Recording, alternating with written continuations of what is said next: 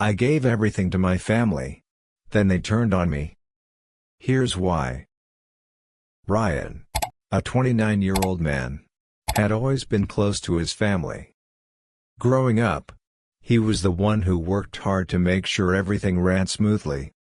In his late 20s, Ryan found himself in a stable job, doing all right financially. While he wasn't wealthy, he could manage his bills and living expenses. That's when the economic downturn hit. His family, particularly his parents and his older sister Jess, faced difficult times. Being the responsible one, Ryan didn't hesitate to step up. He started supporting them financially, covering their rent, groceries, and even the utilities. At first, his family was grateful. They sent him messages, thanking him for being their rock, for always being there when they needed help. It felt good to do what he could to support them. But over time, something started to change. The gratitude faded, replaced by expectations. His sister, Jess, who had always been proud of her independence, began asking for more. "Can you help with the car insurance this month?" she asked. Then it became, "Can you pitch in for the heating bill?" Eventually, it was, "We're a little behind on rent. Can you help us out again?" Ryan, always the dependable one, didn't hesitate to lend a hand. But a nagging feeling started to settle in. He was helping, but it felt like it wasn't enough. It wasn't just that they needed help. It was the tone, the unspoken assumption that he would always be there to fix things. He was their safety net. Yet, something about the dynamic didn't sit right with him anymore. It wasn't the money. It was the way they saw him, only useful when they needed something, never really acknowledging his efforts. Ryan thought it was just a phase. But that feeling of being taken for granted grew stronger each day. Then, one day, Ryan's cousin sent him a video, a family meeting where Jess, his mother, and the others were talking about him behind his back. They referred to him as the last resort, and that's when everything clicked. He wasn't helping because he wanted to. He was being used. That video hurt him deeply. But it also lit a fire within him. He wasn't just going to be their backup anymore. After seeing that video, everything changed for Ryan. He had spent months trying to help, trying to be the reliable one, the one who was always there when things went wrong. But what he didn't realize, until that moment, was how little his family truly appreciated him. They didn't see him as a person anymore, they saw him as a resource. Their attitude was clear. When they needed something, Ryan was the one to call. But when things were good, he was just invisible. The next rent cycle came around, and as expected, they reached out. His mother sent him a message, just like she always did. "We really need your help this time," it read. But this time, Ryan wasn't going to respond like he always did. He wasn't going to cave. He wasn't their backup anymore. So, Ryan sat in silence. No calls. No texts. No responses. He knew the next step was inevitable. He could feel the tension building as his family scrambled, knowing that they were one paycheck away from disaster, yet unaware of what he was about to do. He let them sweat. Let them feel what it was like to be in his shoes, wondering where the help would come from when you were left to fend for yourself. Then, the message came from Jess. She pleaded for help. But this time it wasn't just about the money. Ryan could sense the desperation in her words. "Please. It's not much this time. Just enough to get by." His stomach churned. She still didn't understand. She still thought of him as her crutch, the one who could always fix things. He'd spent so much of his time helping, offering, sacrificing. Yet now that he needed something, respect, recognition, fairness, they acted like he was the one being unreasonable. As he stared at her message, his phone buzzed again. This time, it was a video from his cousin.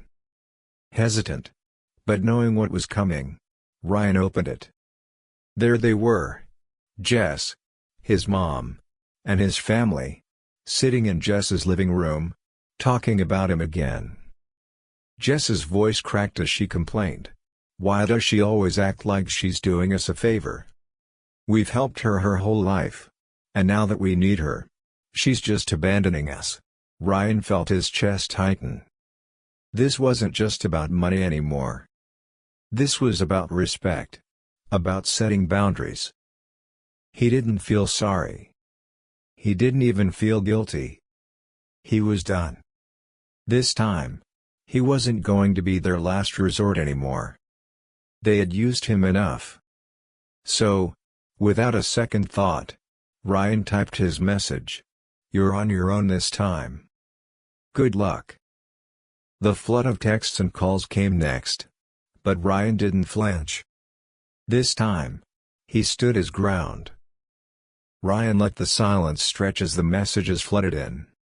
His phone buzzed incessantly, the screen lighting up with frantic texts and calls. His family's desperation was palpable, and it should have made him feel something. But instead, all he felt was a cold sense of satisfaction. They thought they could always rely on him, that he was the one who would bail them out when things went south. But they hadn't realized that this time, there would be no more handouts. This time, the game had changed. He hadn't picked up any of their calls, nor had he responded to their desperate messages. The usual guilt trips, the pleas, none of it worked anymore. He was done being their crutch. He wasn't going to be the one they could lean on when they didn't feel like handling their own problems. This was his moment. The moment he had been waiting for, when he would finally break free from their expectations. The hours dragged on, and Ryan watched as his family scrambled. Jess called him again, no surprise there. But then something unexpected happened. A text came through from his aunt. It wasn't the usual help us out message. Instead, it was an ultimatum. You're ruining everything. You've never been there when we've needed you, and now, this. She was trying to guilt him into submission, trying to make him feel responsible for their mess. But Ryan didn't feel anything but anger. How could they possibly not understand? He wasn't just their backup plan, a safety net for their irresponsibility. He had sacrificed too much for them already, giving and giving without getting anything in return. This time, he wasn't going to bend. This wasn't about money anymore, it was about self-respect. They had taken advantage of him for too long, and now they were learning the hard way that there were consequences to their actions. The final straw came when Ryan's mom sent him a message. If you don't help us, you'll be responsible for everything we lose. Don't you care about your family? Ryan felt the pressure building in his chest. He could have given in. He could have done what he always did. But no. He had to remind them that he was not their safety net anymore. With a steady hand, he typed his final message. I'm done. You're on your own. Good luck. And just like that, the power had shifted. Ryan wasn't their backup anymore, he was in control. The next morning, Ryan sat in silence, waiting for the fallout.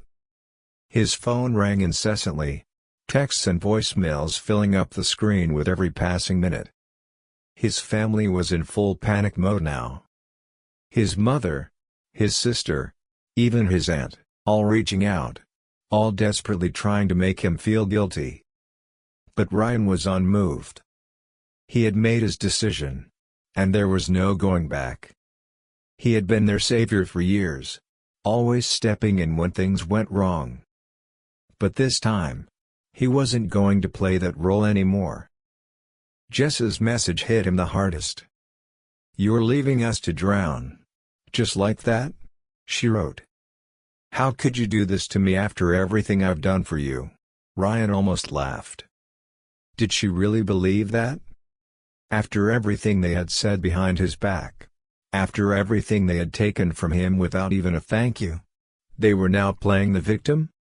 They had never truly seen him, never understood the toll their constant neediness had taken on him.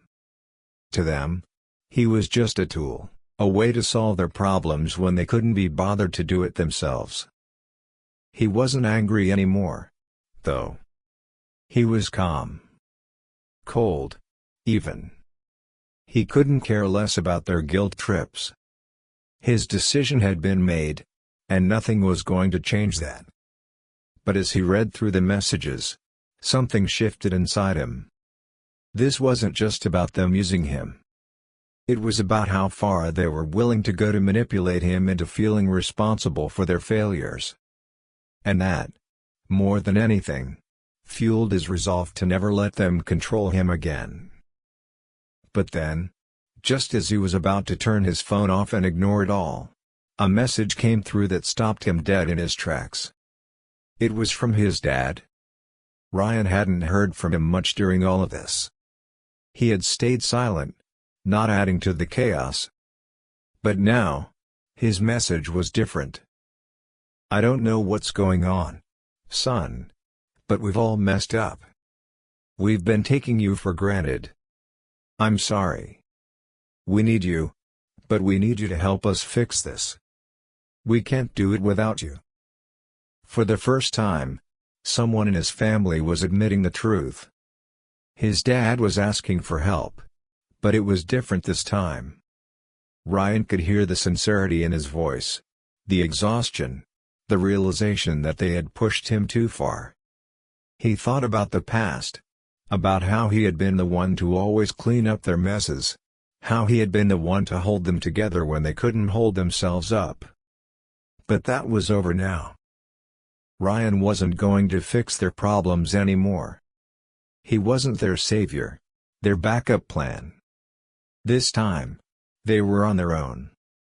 And as he hit send on his final message, "I'm done," he felt a strange sense of peace wash over him. The next day, things escalated even further. Ryan had hoped that sending his final message, "I'm done," would be enough. But his family, especially Jess, couldn't let go that easily. His phone buzzed constantly, texts, calls, and voicemails flooding in. But Ryan remained silent. They had never understood how much he had sacrificed for them, how many times he had been their lifeline when they didn't have anyone else. And now, when the tables had finally turned, they were scrambling. The messages kept coming, more desperate with every hour. Jess's text hit him hardest. "I can't believe you're doing this to us," she wrote. "You were always the one we could count on. You're just going to walk away? After everything we've done for you?" Ryan stared at the screen. Her words, once again, twisted the reality of everything that had happened. She still thought she was entitled to his help, that his loyalty was something they could keep demanding forever. But this time, Ryan wasn't buying it. Then, the bombshell hit. His aunt, the one who'd never really been involved in the day-to-day, sent him a message too. "You know, you're really hurting your mom," she wrote. "She's heartbroken. And now you're breaking the family apart." Ryan's chest tightened. His aunt's words were designed to make him feel guilty, to manipulate him into giving in. He had heard the same thing for years. That family meant sacrifice, meant constantly being there for others, even when it drained you. But now, he wasn't sure anymore if it was worth it. That's when the final line was crossed. His mother called his workplace, trying to track him down, to get to him however she could. Ryan could feel the rage simmering beneath the surface. This wasn't just about money anymore, it was about control. They had taken his kindness for granted, used his generosity as a safety net, and now, They expected him to clean up their mess once again. The turning point came when Ryan received a message from his dad. "We need help, son. If you don't help us, we're going to lose everything. We can't do it without you," his dad had written. It was the breaking point. Ryan had to make a decision. He couldn't let them continue manipulating him, using him as their crutch, their backup plan. He wasn't going to be the one to fix everything for them anymore. Finally, Ryan texted back one last time, his voice steady but final. "I've done enough. I'm done being the safety net. You're on your own now."